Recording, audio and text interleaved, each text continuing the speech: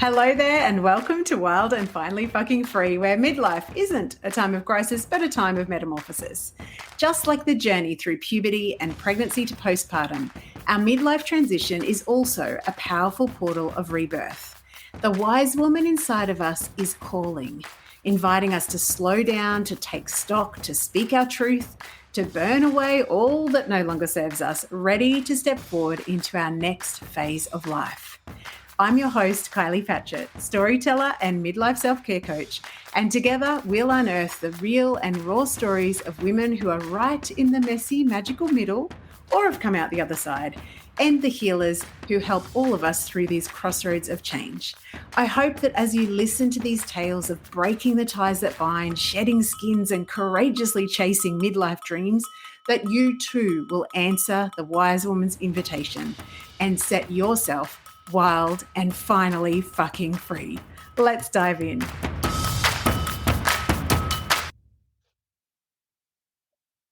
Hello, everybody. Welcome to another edition of the podcast. This is our very first guest show for 2024, season 3 of the podcast. Welcome, Claudia Davidson. How are you? I'm good, thank you. As you can see from where I'm sitting, I'm in the nighttime and you're in the daytime. I know, But the that's absolutely craziness. fabulous. I love the way that one can just reach across the world nowadays and talk, no matter what the Isn't time it? zones are. Isn't It's it amazing. amazing? I just think technology is such a beautiful thing. And we were just talking before we started recording about the fact that this midlife metamorphosis topic has a way of connecting people from all across the globe with similar ideas. I'm so excited to have you on. We originally met in my inbox. I can say met in inverted commas in my inbox because you had listened to an interview of mine on a summit from Sherry Gibb, and you reached out and said, I'm doing a PhD in menopause. And I was like, you need to be on the podcast, my friend. Okay. So, Claudia, do you want to just introduce yourself however you would like to, and then we'll dive into why on earth someone would want to do a PhD in menopause, because I think what you're doing is amazing. Well, Kylie, first of all, thank you so much for you inviting me to come and chat with you. And it's just so lovely to talk with somebody who kind of shares a similar point of view, because, again, as we were chatting earlier, there seems to be certain narratives that are just dominating the conversation about menopause. And when you can't place yourself within those narratives, it makes you feel even more foreign to yourself. What's happening to you, you can't readily identify with what you're hearing about menopause. So eventually, sort of when you feel you're bumbling around in the wilderness, and then you hear this little peep far away, and you go, "Oh, I know that sound." And for me, when I listened to your talk at the midlife summit where you talked about midlife as menopause, I thought, oh, that's a peep. There's somebody out there that I need to connect with. So I was really excited. Never imagined it would come to something like this tonight, but I'm really excited about just sharing some. And all I want to do is just to share my story and share some of my ideas. Yeah, so good.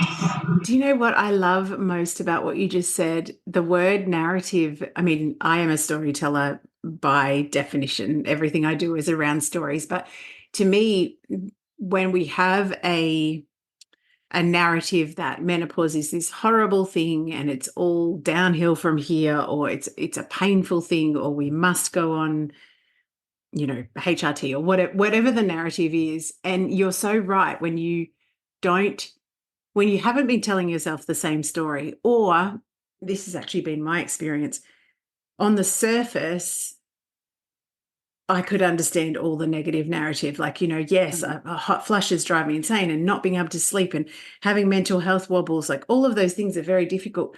And yet at the core of me, there is still this still voice of knowing saying, we've got goosebumps already. It's so early in an interview, Claudia.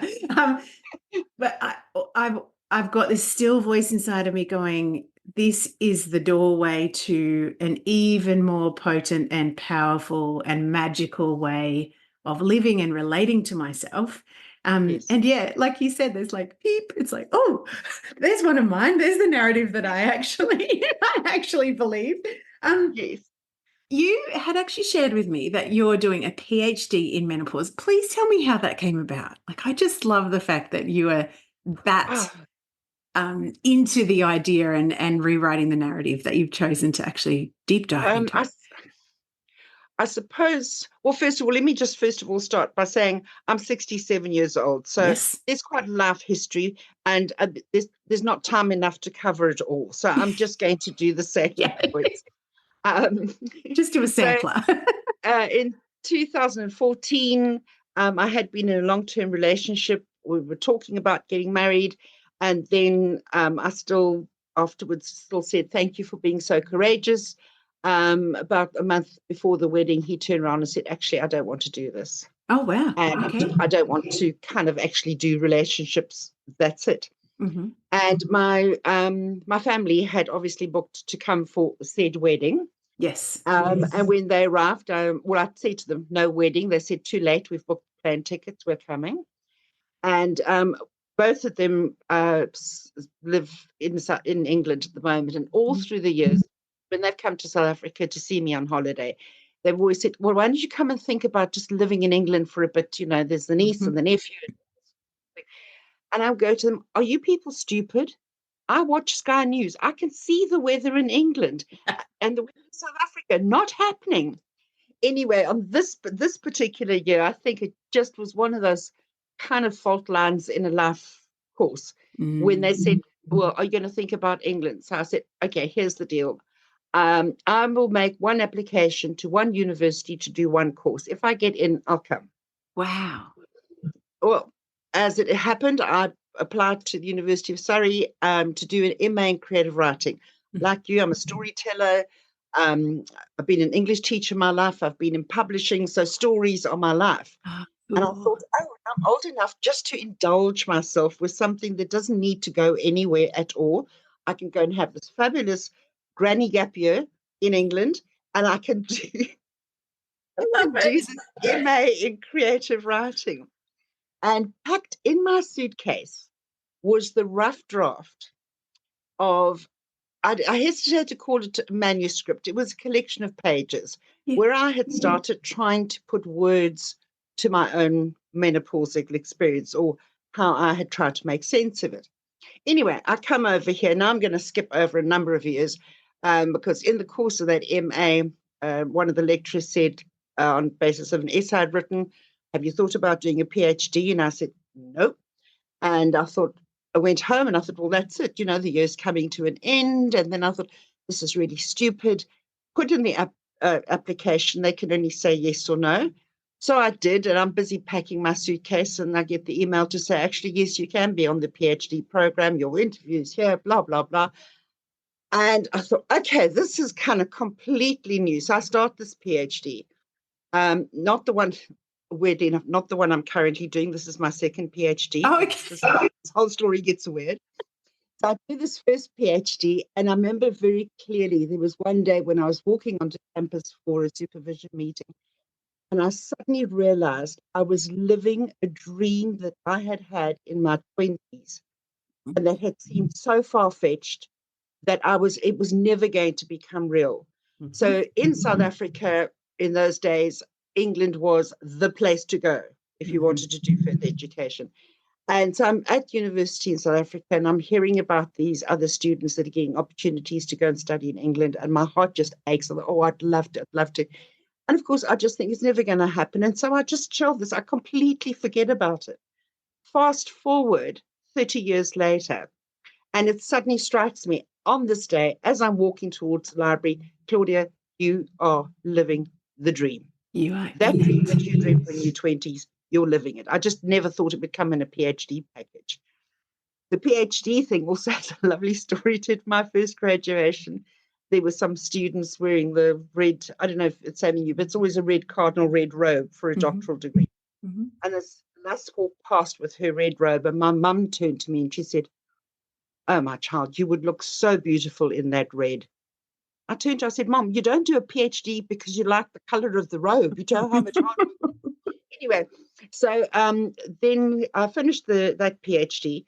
And then because of visa issues, because I wanted to extend my stay here, I thought, well, the only chance I've got is to apply to get another study visa. And so the Home Office here, for some reason, said, yes, you can come. And I had now decided to take this early manuscript that I had tucked into my MA suitcase in 2014. I thought, this is it. Now I'm going to do a PhD in creative writing. And this, when I say my story, the story of my experience is going to be the basis of this piece of creative writing. So that's what I'm busy with at the moment. Wow. And then, and you need to stop me at any point, because obviously, because it's a PhD, I wanted the rigor of having very stern, disciplined eyes looking at this, because I thought what I had to say was quite important, not because of me, but because of what the story, you know how when you're a storyteller, the story, it's setting itself through you. Absolutely. You just happen to be the vehicle. Yes, absolutely. And so that's when I started. And what I've really found really fabulous is discovering all the research that's beginning to support what I was experiencing, and thought it was just me, because I wasn't doing menopause right. My experience didn't match what I was hearing. And you just think, oh, well, my whole life I've always seemed to be marking to a different beat. Well, this is me. I'm not going to fit in. And I suddenly, as I started researching, so one of the things is the research now is showing that the most significant factors on a woman's experience of menopause is her social cultural environment and the attitudes towards menopause that she takes into the experience with her. And that for me was kind of a trigger going, well, we need to change some of the thinking around menopause. It's not this very simplistic narrative of you go through this time when your body's gone. Writers have talked about your body backfiring on you, your body betraying you, and with all these symptoms, that can be addressed effectively with HRT. And I'm not taking away from that. I know hundreds of women who have been helped and who swear by it. Yes. So, this is not taking, but what I think, I tried HRT by the third, and the one the doctor prescribed me was the one he'd prescribed his wife. So, I trusted the doctor. By the third day, I was so suicidal, I didn't know what to do with myself. And I phoned him. He said, come off it straight away. Yeah. So I had to find natural remedies to help me with my symptoms. But I think probably that's what made me think, what is the point of this? And that's when I started trying to find some meaning in the whole thing. Because if we go in with actually so many threads I want to pick up, the one that is demanding that I say something about it, I actually interviewed an anti-ageism activist, she calls herself. And one of the things that she said was, and there's actually a book, and I can't remember what the name of it is, but there's a body of work that says basically your expectations of aging will dictate how well you age and how healthfully and how connected you age, et cetera, et cetera. And it makes perfect sense to me that the same thing would be true of the menopause experience, because years and years ago, I did all this study in mindset and coaching around mindset, and literally our brain will filter for what we expect to happen and what we believe is a threat. So, if our expectations are negative and we're also saying, we're swimming in particularly a social media pool that says, it's all horrible, it's all downhill, it's all negative, and it's all this or it's all that. And also the whole social media is driving me nuts at the moment, because unfortunately, social media gives a platform to anyone who has, a loud voice. And unfortunately, the loudness of voice does not necessarily indicate how knowledgeable or how well researched or how evidence-based what people have to say is. And I do think that we have got way too many messages saying this is the right way to menopause. And it reminds me of the bottle feeding and breastfeeding brigades. When I was a young mum and, I desperately wanted to breastfeed, ended up not being able to for a couple of different reasons. And it was very polarized, that spectrum. And it's just like, hang on a minute, we're all individuals with all individual circumstances, individual health, et cetera, et cetera. But I just think it's very dangerous when people are told, you have to go through menopause completely naturally, and you failed if you take HRT versus you have to take HRT. Like I've seen people on social media saying you have to take HRT, otherwise you will definitely get dementia. And I'm like, whoa, whoa, whoa, whoa, whoa, whoa. Just stop. Claudia, I want to circle back to something that you said to me before.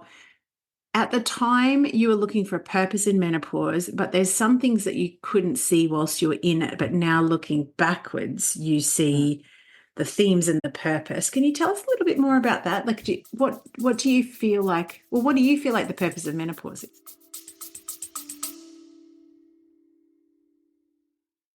Hey, gorgeous. We interrupt this gold for a delicious invitation.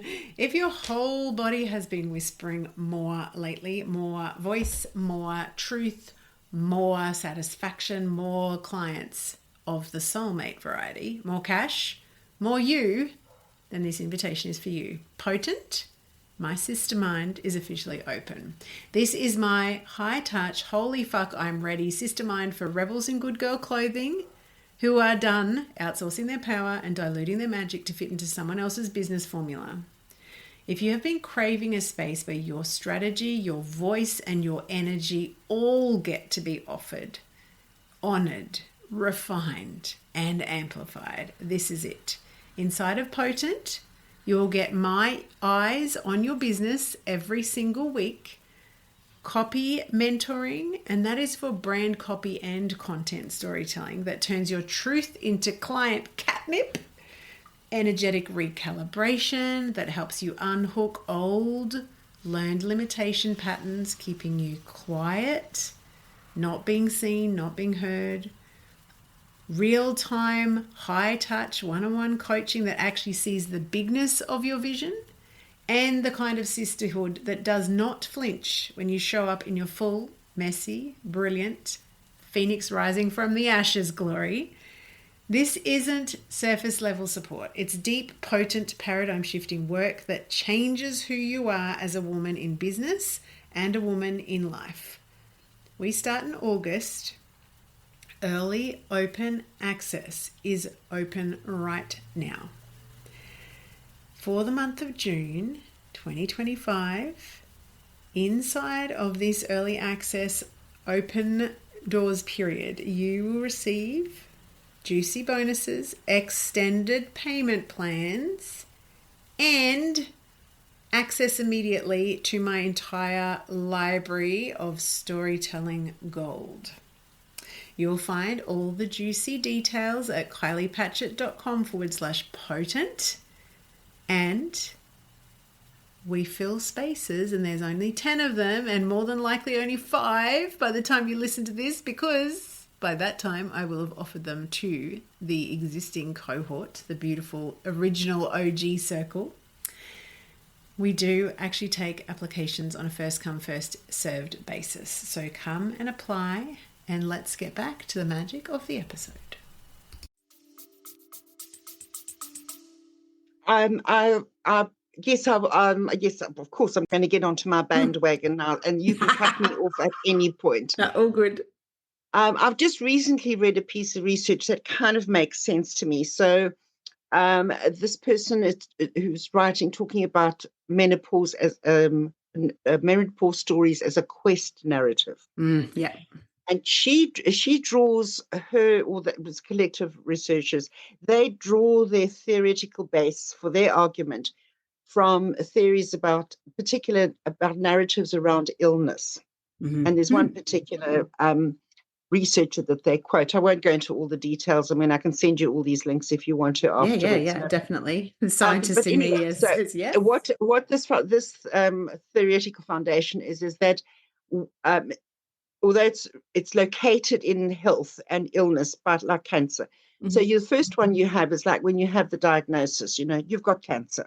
Yeah. And he talks, there's a chaos narrative. Yes. So your whole world is thrown into chaos because of this illness or this diagnosis, or it could be, from a car accident, anything that creates a major disruption in your life. Yeah. And for a long time, you just have chaos narrative because that's all you talk about or are conscious of, is all the things you can't do that you used to do. Yes. And then he talks about a restoration narrative, which is, and then I found this doctor or this therapy or this, and I began to get better. I may not get all the way back, nor the way I was, but I'm definitely better than I was before. But then he talks about a third level of narrative, which he talks about is the quest narrative, to find meaning in the whole thing. So I'm citing this because it comes now to what I'm going to say just about the conversations around menopause that I'm hearing at the moment. Seems to me at the moment, because it's kind of driven by women who are currently in menopause, these are what would fit in the chaos narrative. Yep. I can't sleep. I'm losing my mind. I sweat. And I'm wanting to say to these England women, you don't know what a hot flash is until you have a hot flash in Africa when the temperature is already 34 degrees and your body kicks it up a notch. So let's not even go there. I agree. I live in country Queensland and we've had 38 so plus for weeks, and far out, man, can I sweat.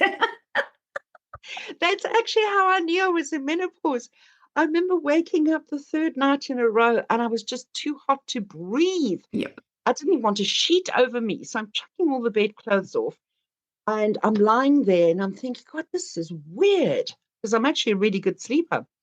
And then it occurs to me there's something even more weird about this experience, because it's in the middle of the winter and the temperatures outside is -2. Oh dear. And that's when the penny dropped. Yep. So initially when we go into menopause, we're just conscious of all the things that are going wrong in our bodies. Yeah.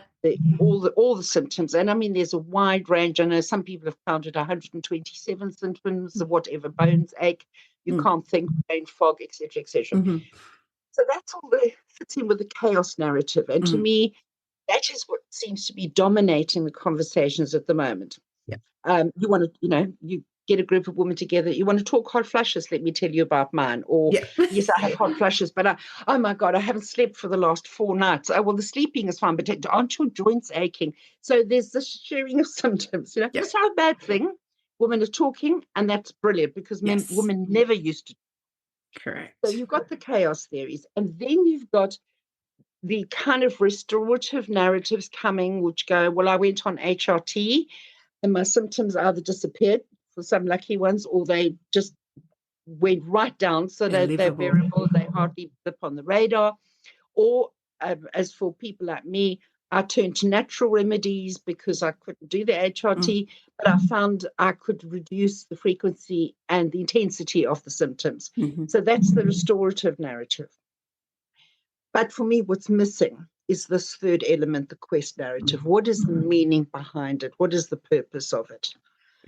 And when I began my own sort of search about what is all this about, I mean, I understood the physical stuff, about the estrogen levels dropping, etc. But I thought, no. And I kind of got the intimation of my answer when I came across somebody talking, this was years ago, about the research Margaret Mead had done in the 1930s. She was an anthropologist. And she encountered this group of people, Samoans, I think they were, I speak under correction. But what you remarked there was their amazing attitude towards women's life passages, menstruation, pregnancy, and menopause. So in their culture, when a young girl began her periods, the whole village threw her the most phenomenal party. Everybody pitched up, and there was dancing and singing, and they were welcoming her into womanhood. And by the same token, when she got pregnant, there were big pregnancy parties, because now you're the woman and you're bearing a child.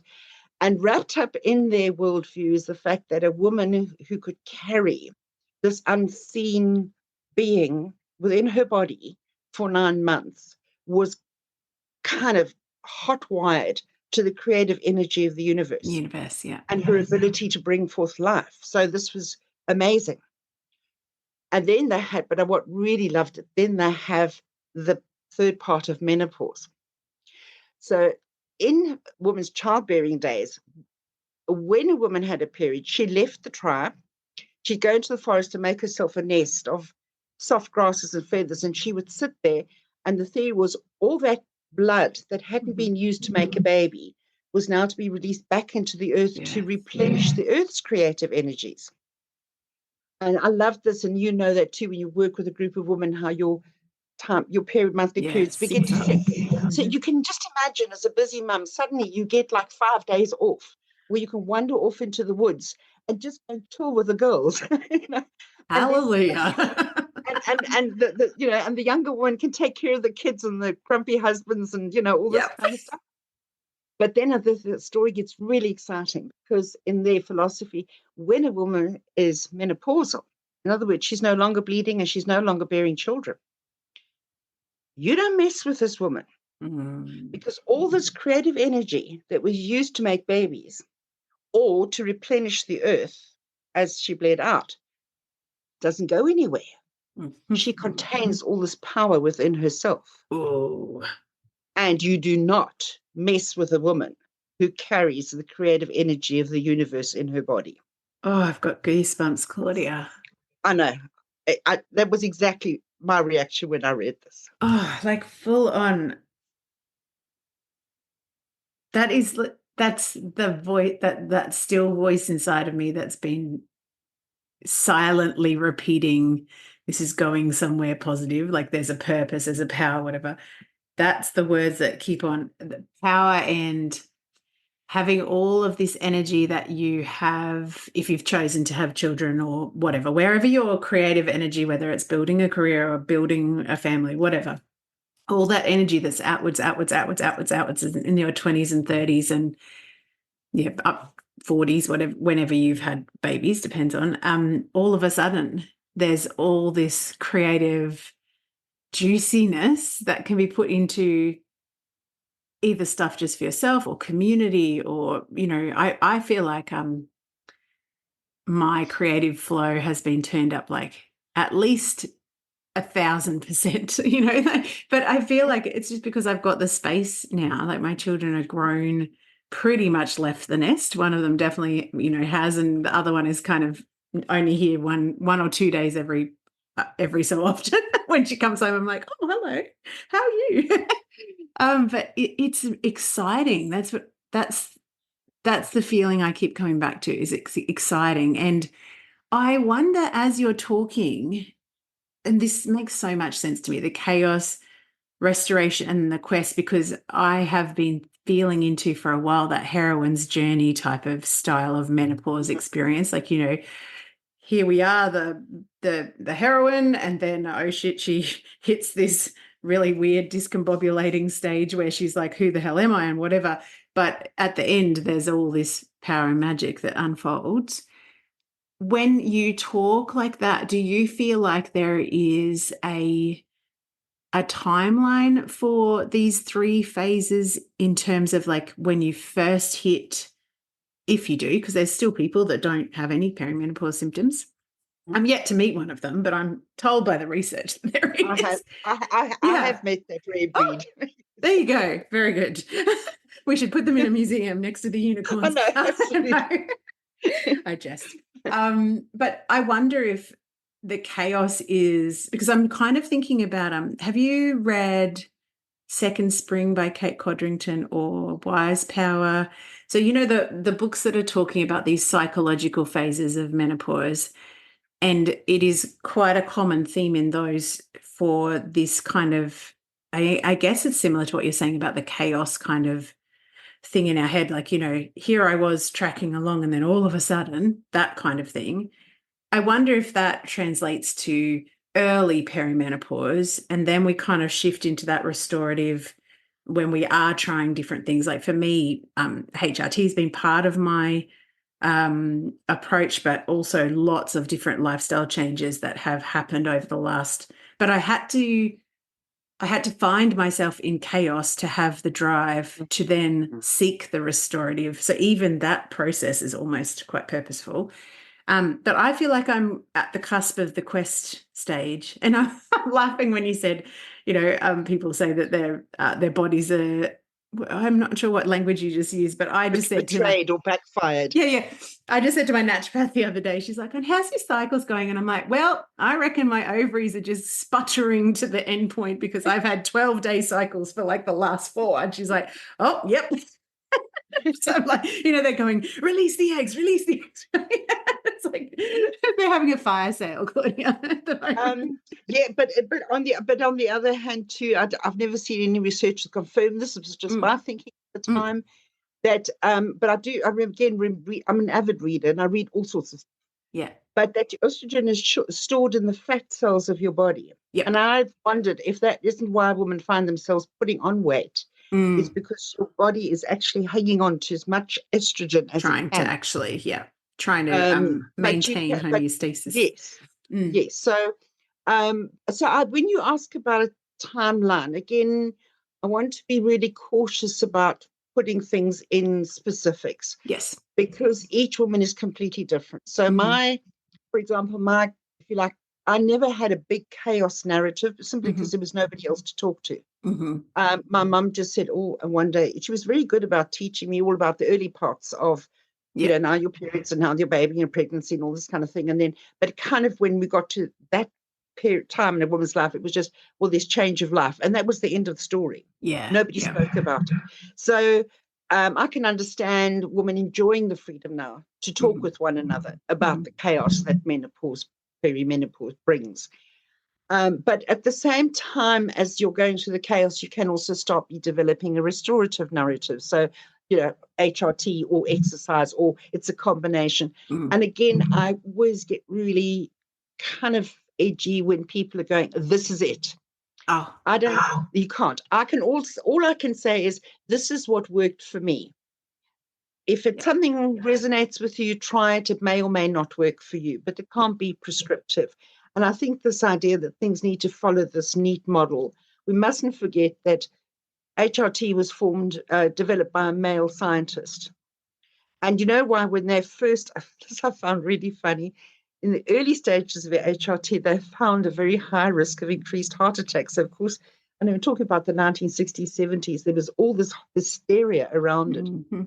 Until a woman scientist went back and looked at these original studies and spotted the mistake. Believe it or not, HRT had been trialed on men. It doesn't surprise me. I mean, we know that women are very underrepresented in science studies because we're very, the fact that we are cyclical makes us very messy as science subjects. So there's no neat timeline, and I don't think every single woman will necessarily pass through all three. Yes. Because some women may not experience the menopause symptoms as being incredibly disruptive and will not perceive a marked break in her inverted commas normal pattern of life, except, I don't have to buy tampons anymore. Yeah. So, and whereas other women, I know their symptoms, there's 25% that, go through 8 hot flashes in a 10-hour period. I don't know how they. I have had brilliant coverage of hot flushes with the little bit of HRD that I'm on, and they've just started all over again in our summer, like you were saying, 38-degree days, and have a shower and get out of the shower, and I'm like, okay, let the dripping begin. And it's not from the shower, it's just sweat. It's lovely, delightful. But I also I'm able to not go into the chaotic thinking. I definitely am kind of just reflecting now on where I've been. The chaos for me came through, and like you just said, I've always been a brilliant sleeper. And all of a sudden, I couldn't sleep longer than 2.5 hours. And as soon as I don't sleep, my mindset gets wobbly and, I start eating crap and like blah, blah, blah. So, all of these cyclical, not helpful habits were kicked off. But the things with the chaos theory, though, and these chaos narratives only focus on the negatives. Because when I was talking with one menopause group, I said, through my menopause, what I did was I mapped initially, just marked. And I realized that around when I would have been having a period, and even long after my period had stopped, the hormonal cycle was still operating. So I now actually, and I'm 67 and I still have them, although they're not intense. I call them hormonal loops. So I know there's 3 days around the end of the month where I will not be sleeping well. Yeah. I won't be able to do concentrated work. And if I'm planning to do anything that requires a high level of energy, don't schedule it for those 3 days. Yep. I also found, though, that in the middle of the month, when I would normally have been ovulating, and my body is no longer ovulating because there's nothing to ovulate. Yeah. But I am so full of energy. I can get 500 things done in 15 minutes and not even break out into a sweat. Yeah. So, that balance, even in the chaos, there's balance. Yeah. There are really, really bad days, and then there are really, really good days. Yes. And I think that was, first of all, I thought, I'm not hearing any balance. It's not matching my experience. No. I can identify with God, my life is torn apart because I can't sleep and I'm having night sweats. But I'm not hearing anybody saying, oh, there are fabulous days. And that was one of the things that Margaret Mead picked up again in her early research into menopause. She called it postmenopausal zest. Oh, I like And she that. said, and I don't know if you've come across Joan Borisenko's book, The Feminine Life Cycle. She's brilliant because she's a psychiatrist and an MD. I need to read that one. That's the second And time someone's mentioned that to me. She also quotes Northrup's book because Northrup is an MD, so she gives all the biological stuff. But they both say the hormone levels that are high around your time of ovulation, and it usually, and I think Borisenko and Northrup both say, you find that your intuition is particularly acute around that time. Yeah. She said in post-menopause, the level of particular hormone, which only reaches a peak when you're ovulating, is suddenly present in you all the time after menopause. And so I began then collecting stories of women who had achieved amazing things after 50. Bring this on. I'm on the cusp of 50. I want to have this conversation because I just yesterday was thinking I need to start purposely talking to people who are postmenopausal and recording those stories, because every time I do interview someone postmenopausally, this theme of increased vigor and creativity and being able to actually step into a dream that you've had in your 20s that you haven't had the space or the belief that you could access, and then all of a sudden you find it.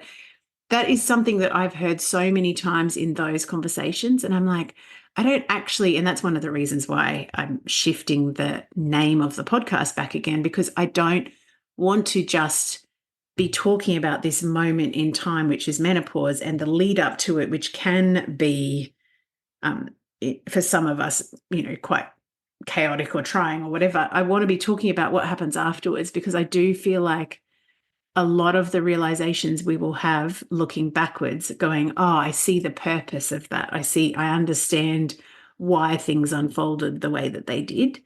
Sorry, I interrupted what you were saying. Oh, the 50, yes, 50-year-olds. Please share some of those stories. So the first one I came across was Rachel Carson, who wrote a book called The Silent Spring. She had got her PhD age 62. And her PhD was on the damage that DDT, a commonly used pesticide, how bad it was for the environment. Because of her thesis, DDT was effectively banned worldwide. That's the impact. A woman whose creative power, postmenopausal creative power, is being used for impact. Hell yeah. And I began to collect stories. And I mean, coming from South Africa, there's a history full of them. So for all the years of apartheid, there was one lone woman in the South African Parliament who represented the opposition. One woman in a sea of men, very patriarchal. This is the way the world works, and you shouldn't even be in Parliament. You should be at home cooking. And Helen Suzman stood up, and she all the time wanted to know when last had Nelson Mandela been visited in prison, how many people were in prison, how many deaths were not being recorded, and she just kept on bludgeoning them. So she was one of the voices, and she did this faithfully for decades, the one lone voice in Parliament calling for justice. I started going through menopause, I had two pictures in my head. One was my aged aunt, who, as she was also like me, childless and widowed. And as she got older, her life got smaller and smaller and smaller. Yeah. Until I remember going to visit her in a house that was exactly the same as it was when I first went there 4 years old. Mm-hmm. The bedspreads are never wrinkled because nobody came to stay. The curtains were closed so that the sunlight would stay off the furniture. And eventually she was just living in her bedroom in her kitchen. And when I woke up that night for the third time and thought this is menopause, I was struck with a terror that I can't give words to. I was now going to get old. I was going to become like this aunt. Mm. And then I thought, I don't want to do that. And then I began looking and encountering other women in their 60s and 70s that were doing amazing things. Yeah. My best friend, age middle 60s, was taking hikes up the rugged coast of South Africa, and doing all. And I thought, what? How do you get to be like her and not like my aunt? Yeah. I want to know. I don't want to become aunt, but I don't know how to get to where my best friend was. Yeah. And that's when I started my quest. Mm. And that's where, for me, the quest narrative comes in. So I don't know, we haven't got too much longer, so I'm going to just encapsulate this. Kind of, I suppose, my gift at the moment is the fact, because I'm writing this at 67, I do have the benefit of hindsight. Yep. So I can actually say to all the women who are going through their chaos narratives, hang in there, girls, it's worth the trip. Yes. Yep. And you're doing you're busy writing your restorative narratives, and do that. You need to take care of yourself in the best way that works for you. Yes. Whatever that might be. And there's no right way to do it. And there's no right way to do it.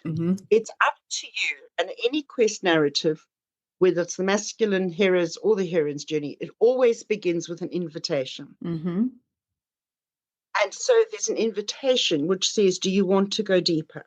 Yes. Do you want to find some meaning and purpose in this?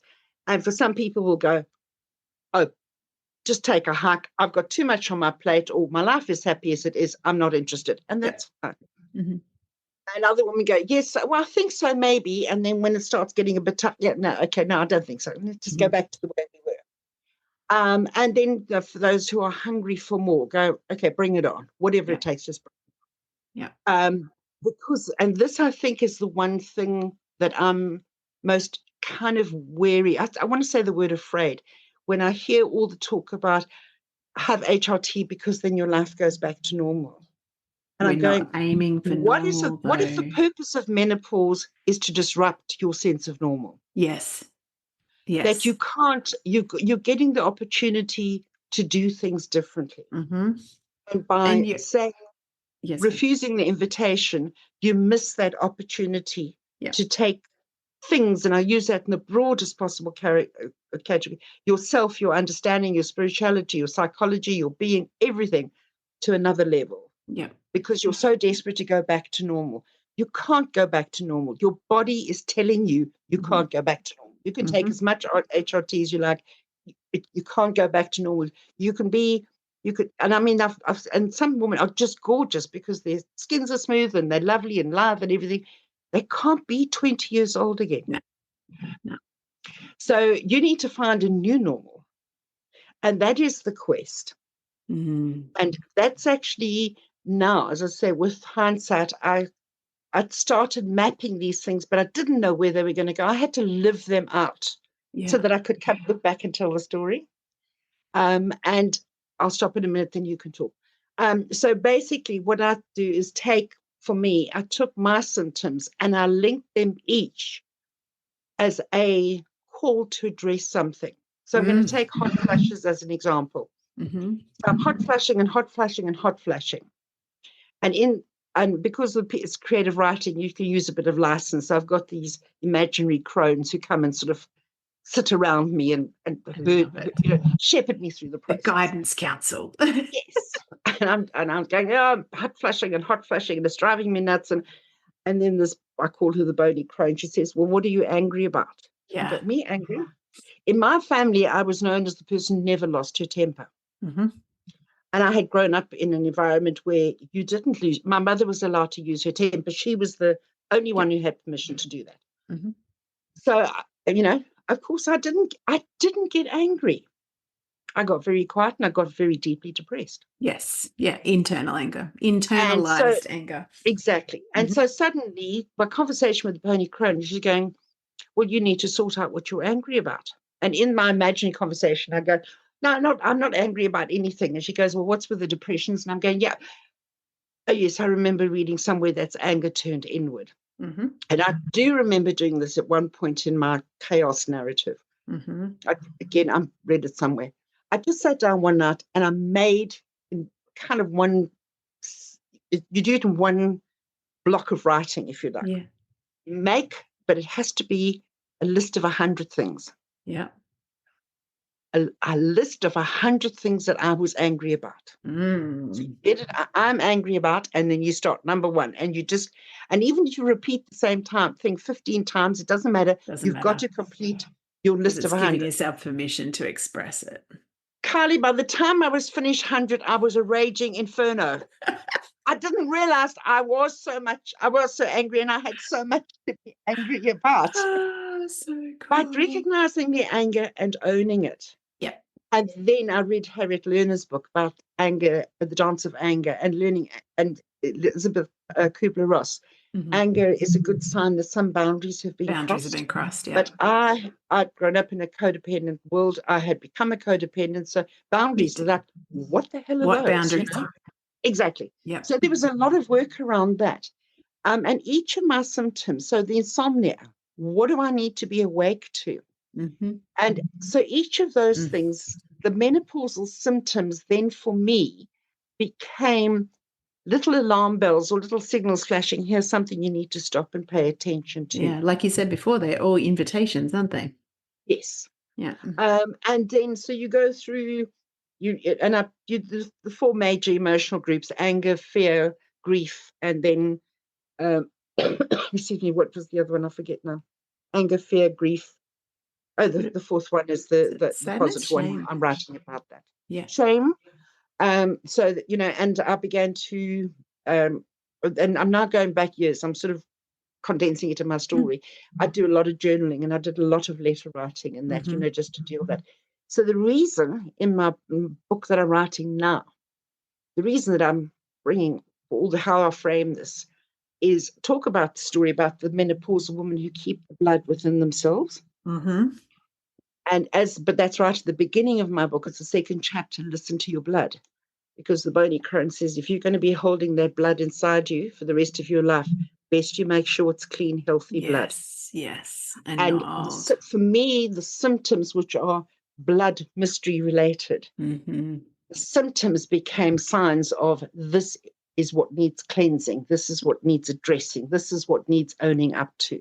And as a result of that inner work, I began to move out of co-dependent relationships. I learned how to say no. I learned how to be healthily angry. Yes. And that's only then, when you've been able to find your way and navigate your way around these things, you could suddenly begin to sit up straight and go, actually, I know who I am, and I'm very different. And you know what? I quite like who I am. Yes. I know how to get angry in a very calm way that is unbelievably more effective than any level of shouting. So much more. So much more. I wanted to be like that, but you got to do the inner work. And that's the difference between the hero's journey and the heroine's journey. Mm-hmm. In the traditional hero journey, he leaves the village. Yes. And goes out to fight the dragons and whatever and brings the treasure back. The heroine's journey, she has to go inward. Internal, yeah. And that for me is the essential lesson and the gift of menopause, is you need to take your journey inward. Mm-hmm. You need to fight the dragons and the demons that you find there. Internal, yeah. You need to settle internal issues. Yeah. And then there's always a treasure under the dragon's tail. We know that from all the fairy stories. Yeah, exactly. And you redeem those treasures for yourself. So when you eventually come out of your quest on the other side, you've got arms full of wisdom and compassion and discernment. And you're able to give, because it doesn't matter if people don't receive what you're giving. For you, you're giving out of your fullness. Yeah. And the last thing I'll finish with is back to those old menopausal women, the ones who were holding their blood in their bodies. Mm-hmm. There was a particular root in the tribe that was highly prized because it was very nutritious, Mm-hmm. but it was very difficult to find and very difficult to dig up when you did find it. Mm-hmm. That was the job of the old menopausal woman. Mm-hmm. They went into the forest, they brought back these incredibly nutritious roots to feed the tribe. Yeah. And for me, that's the end of the quest, is when you find what nutritious gifts it is that you have to give. Oh, Ultimately, that's then you've good. completed the circle. So that's why I'm now, for me at this moment, this story that I'm writing is one of these roots that I'm bringing out of my own forest to say, well, if anybody wants, you can come and have a piece of this. It may or may not work for you. That's okay. I had great fun finding it, and I'm glad I've done it. And it's my That's what I truth. have to say on that matter. Oh, Claudia, so much gold. I have had the same type of, and I've actually been a bit nervous about saying this out loud on social media, but I feel like it is time to speak this wondering, and I share your concern about any menopause treatment, the aim of it being to not change or to stay the same or to decrease the symptoms so much that you can ignore the intrinsic invitation that comes with them. And you're making so much sense with, actually, I've done a couple of episodes on sacred rage, and that's what you're reminding me of with that anger discussion. So my friend Nick Little has been on the podcast a couple of times. She's a psychologist, and we were talking about how, there's a lot being said at the moment about perimenopausal rage, and it's all, it's a kind of well-known sort of symptom, but I don't think I've seen anyone be saying, where is it all coming from? And I 100% agree that the repression of, because we have lived in a patriarchal society for, centuries. And so this good girl, people pleasing, caretaking thing that we've been conditioned to do is almost always at the expense of our own needs. And that, by definition, creates anger, whether we feel safe to express it or not. And myself included in your, I have been trained to be codependent. And that was the biggest thing for me there was an invitation, actually on my birthday last year, I had a massive, very severe depressive episode around my birthday, and all around like feeling insignificant and whatever. And all it was the years and years and years and years of self-abandonment that come from being codependent and being trained to be codependent and having no boundaries and being completely permeable to one of my parents. That was what that was. It was a fall into the pit that I've always been very, very careful not to step in, because I never thought that I was strong enough to deal with the emotion there. But perimenopause, it tipped me over the edge of the pit. And in the end, what it showed me is actually there is so much to be gained from facing and healing old patterns that no longer serve you. And I just feel like we're stealing them away from ourselves if we're trying to stay the same. Exactly. I love what you said there. It tipped me over the edge. Menopause is designed to be disrupted, Yes. to tear apart, to just blow everything out of the water. Germaine Greer says, but she says, in her book, Age, Women and Age and Menopause, and she says, we have this amazing opportunity in the second half of life to reclaim and come back with more power and stuff. Talk about the anger too. One of the things I found I had to deal with was anger against myself, because as a codependent, you end up making really stupid decisions and choices. Oh, 100%. And that was also, come up menopause, I had to recognize that. I think the thing if I was just wrapping up a talk, which I have to do now, men, if you think about it, women go through, again, this is Margaret Mead work, women go through 3 blood mysteries. The first one is when you start menstruating. The purpose of menstruating is so that you can become a full woman. Yes. Then your next blood mystery is when you fall pregnant. Mm-hmm. The purpose of falling pregnant is that you become a mother.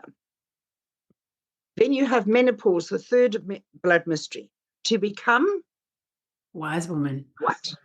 And that is the question, because menopause and how you go into the latter half of your life, how you're going to live that latter half, those two things are tied together. Yeah. And part of the reason I think the chaos, is being kind of that chaos slash HRT thing is being lapped up and embraced so eagerly. Yes, it does help physically. I'm not being stupid about that. Yeah. But it means we can actually delay or put off facing the other thing that menopause brings right into your face. You're getting old. Yeah. And you're now on a clock. Yeah. So what are you going to do with it? How are you going to spend the rest of your next, it could be 1, 2, 3, decades. You've now got the chance to decide how you want to spend those. What kind of person do you be? How do you want to move in the world with doing that? Those are big questions. And I think menopause is meant to disrupt us so that we are able to see the questions and think clearly about how to answer them. And that doesn't happen in 5 minutes. No. I think you're reminding me of... You're talking 7 years from the time you've first... At least. Yep. Things, exactly. Yeah. I reckon I'm looking back and I'm like, I reckon I'm probably in about my 8th year of perimenopause symptoms now that I kind of know what it can all entail. Because I think, like a lot of us end up thinking that life stress is actually what is causing some of the perimenopause symptoms that happen. There's so many overlaps with stress and perimenopause. You are reminding me of the perfection of cycles. I've studied traditional Chinese medicine. It's one of the ways that I understand myself and the world and the universe, the cycles, all of those types of things all joined in. And when I think about postmenopause being the second spring, by definition, there is always going to be an autumn and a winter. And the whole point of autumn is for the wind to come through, shake everything, allow the old stuff to be shed from the trees, create some space to turn inwards in the winter and then emerge in the spring. And to me, everything we've been talking about fits into that. And I agree with you. There is no one size fits all model that we're saying, if you're not experiencing this, you're not doing it right, because we don't want to be part of that narrative. But I do feel like there is definitely an invitation to, I've been using the words shedding skins a lot, because I feel like when we're talking about like even anger towards ourselves, I totally relate to that. I call it self-abandonment, like choosing, an attachment. An unhealthy attachment by definition means that you're not choosing your own needs. And when you can look at that and feel things and heal them, what you actually end up being able to do is see the world from who you really are, not from the conditioned lens that you've learnt. And I feel like when you think about, your aged aunt versus your friend, it's just two different lenses of how to approach, one says, by definition, I'm older, I'm slower, I'm less connected, and my life gets smaller. And one says, wow, my life can actually get bigger and bigger and bigger because I have no limits on, my time, my freedom, my energy, my whatever. For most of us, I know I'm talking in general terms. I cannot see you being an aged aunt in one room, by the way, Claudia. I don't think you're on that path. Actually, it reminds me too, one of my relatives in my mother line, she has a narrative of age meaning getting slower and, of horrible arthritis and rah, rah. And every time I hear that, I actually say out loud, that is not my story. Because what I've heard as a kid is, this is what's going to happen to you. And I'm like, it's not my story. It can be your story, but I'm not choosing that for myself. I'm choosing, the person who will be hiking. I actually saw a holiday just recently where it's, was it 70 kilometers near Lake Como in Italy as a hiking holiday? I'm like, sign me up. That's what I'm doing for my 50th. I've got a year to get my hiking boots on. Claudia, you're quite right. When I talked about the pictures of these two women, I think the fact is that we should just, and I used to hate the word menopause, but I actually now love it. And I loved the word because I used to mutter under my breath, what do you mean pause? Everything comes to an end. It should be menno halt, menno end. We need a rebrand, people. Exactly. But now that here with the distance, I'm going, it's actually perfectly phrased because it is an invitation to pause and recalibrate. Yes. And think. And as you find the truth within yourself, you begin to want that to reflect in your outer world. So, I, like many women, went through a big decluttering thing. What am I hanging on to this for? Me too. I went through and I picked up a tablecloth and I thought, why am I keeping this? And I thought, well, my mother loved it. And a voice said to me, Claudia, your mother's been dead for 20 years and she ain't coming back for it. Exactly. Do you love it? No, not really. Give it to somebody who might. And so I think the thing is just to be aware that there are choices, but there's no pressure. It's my book. The title of my book is going to be Mindful Menopause, Meaningful Midlife. Oh yeah, you need to go through menopause mindfully. Be aware of and sit with what your symptoms are trying to tell you. Do the work that's necessary. And then you can move. And as you start finding points of clarity and getting to the bedrock truth within yourself. And I love Mary Sarton in her book, Journal of a Solitude. She says you need to do this solitary work and then just sit with it for as long as it takes until the pattern reveals itself. And I thought, that's it. There's a pattern that's been wired into me that I haven't been able to honor or allow to have full expression because, of having to work and for other women, taking care of kids, taking care of aging parents, taking care of everything. Now suddenly there's this moment where it says, okay, stop, breathe, and just sit and pay attention to what's emerging from inside, however uncomfortable and scary it makes you feel. Trust the process.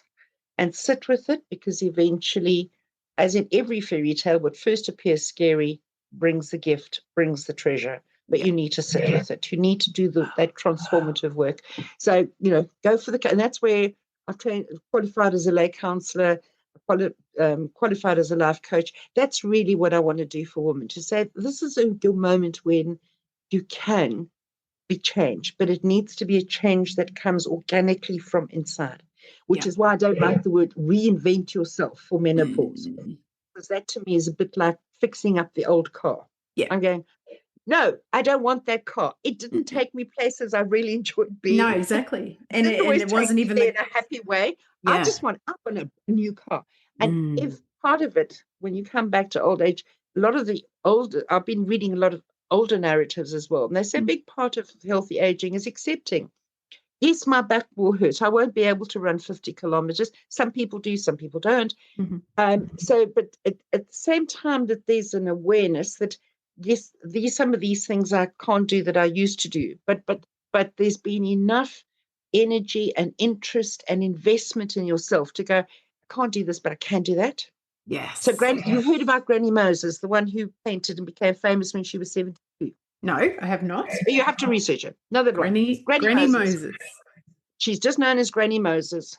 Did these paintings, age 72, and became an internationally renowned artist. The reason she painted was because all her old life she'd been an embroiderer. And because of arthritis in her fingers, she couldn't hold the needle and thread. So she turned to painting, and that's where she bloomed. Perfect. So on my tough days, I go, well, you can just give up the embroidery, honey, and take up painting. There's a way that you can express yourself, and it might just need to change the way it comes out. Yeah. And it's not that I've lost something. It's that I've been invited to find something that allows the same expression, but in a different format. You've set some stuff aside that served you for up till time, and you go, thank you, and it's been lovely, and you've served me well, or haven't served me well. But I actually now I'm open, and as you let go of stuff, I mean, that's another thing I believe in. As you let go of stuff, you also open yourself. You release your hands, let go, you open and receive. And I'm really excited about some of the stuff that I've seen coming to me like this podcast tonight. I mean, to me, this is just a gift from heaven. It's just been amazing. Thank you. I have loved every minute. I want to know what do you have a time frame for your PhD? Like, when can I keep people informed? Because I reckon there's going to be so many people listening to this go, I want to read this, but I don't want to put pressure on you the due date. But I'm looking at finishing the manuscript in the next 2 or 3 months. Mm-hmm. And I've already spoken with my supervisor because I wasn't quite sure what the formalities of the PhD was around a work being published before it's been part of your PhD qualification. Yes. Yeah. There doesn't seem to be too much of an issue around that, as far as they can tell me at the moment. We're still looking at that. Yeah. So, and I have had a literary agent get very interested in it, and I'm torn between going with her, or which means a traditional publisher, which means only a year later, or just going, I just think people need to get this as ASAP, so just doing self-publishing some. And I need to make a decision within the next few months. But Kylie, you've got my email address. Please feel free, if people do get back to you, because of course they will, they have their way of contacting me.